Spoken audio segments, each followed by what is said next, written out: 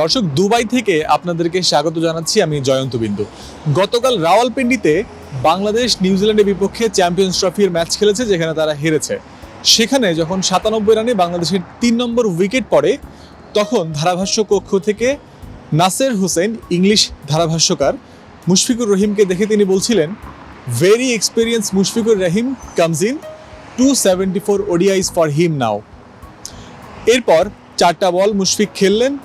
তারপরে এমন একটা শট খেলার তিনি সিদ্ধান্ত নিলেন যাতে নিউজিল্যান্ডের প্লেয়াররা একটা উইকেট উপহার পেল। এত অভিজ্ঞ ক্রিকেটার এমন একটা শট খেলে আউট হলেন। এমন একটা শটের পর ধারাভাষ্যকার ইয়ান স্মিথ তখন বলছিলেন যে এত অভিজ্ঞতা, তারপরেও এমন শট, অবাক করার মতোই। তিনি বিস্মিত হয়ে গিয়েছিলেন। অবাক করার মতো ব্যাপারই বটে। প্রায় ২০ বছর আন্তর্জাতিক ক্রিকেট খেলছেন, ওয়ানডে রানের সংখ্যা ৮,০০০-এর কাছাকাছি, গ্লোবাল টুর্নামেন্ট খেলেছেন ১৪টি, সব ফরম্যাট মিলিয়ে খেলতে নেমেছিলেন ৪৭০তম ম্যাচ। তার কাছ থেকে এমন কিছু মানতে পারেননি ইয়ান স্মিথ, ওয়াসিম জাফরদের মতো ক্রিকেট বোদ্ধারা। দেশ জুড়ে তোলপাড় ওয়ালটন ফ্রিজ কিনে আপনিও হয়ে যেতে পারেন মিলেনিয়ার।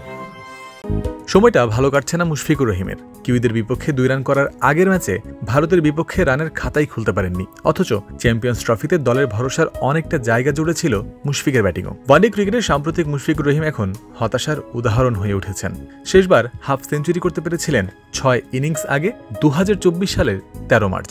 তার আগের 50 এসেছিল ২০২৩ সালের বিশ্বকাপে নিউজিল্যান্ডের বিপক্ষে। সব মিলে শেষ ১৪ ম্যাচে ২২.৫ গড়ে মিডল অর্ডার এই ব্যাটারের সংগ্রহ ২৭০ রান, স্ট্রাইক রেট ৬০.৫৬। তার মতো সামর্থ্যের একজন ব্যাটারের কাছ থেকে এর চেয়ে অনেক ভালো কিছুই প্রত্যাশিত থাকার কথা ম্যানেজমেন্টের, তবে মুশফিক তা পারছেন না।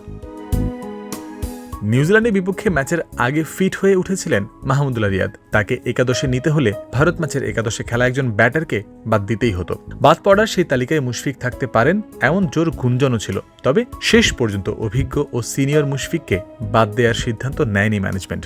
ড্রপ করা হয়েছিল সৌম্য সরকারকে, যদিও ব্যর্থতার তালিকাতেই থেকে গেছে মুশফিকের নাম। টেস্ট ক্রিকেটে মুশফিকুর রহিমকে নিয়েও কিছুটা চিন্তার উদ্রেক ঘটতে পারে টিম ম্যানেজমেন্টের মধ্যে। সাদা পোশাকে ২০২৪ সালে মুশফিকের শুরু হয়েছিল পাকিস্তানের বিপক্ষে ১৯১ রানের ইনিংস খেলার মাধ্যমে। ম্যাচ জয়ী অমন ব্যাটিং প্রদর্শনীর পর থেকে অবশ্য আশানুরূপ যাচ্ছে না তার টেস্ট আউটিং। পরের ১০ ইনিংসে কোনো 50ও আসেনি মুশফিকের ব্যাট থেকে। ব্যর্থতার পাল্লা ভারী হয়েই চলেছে একে একে।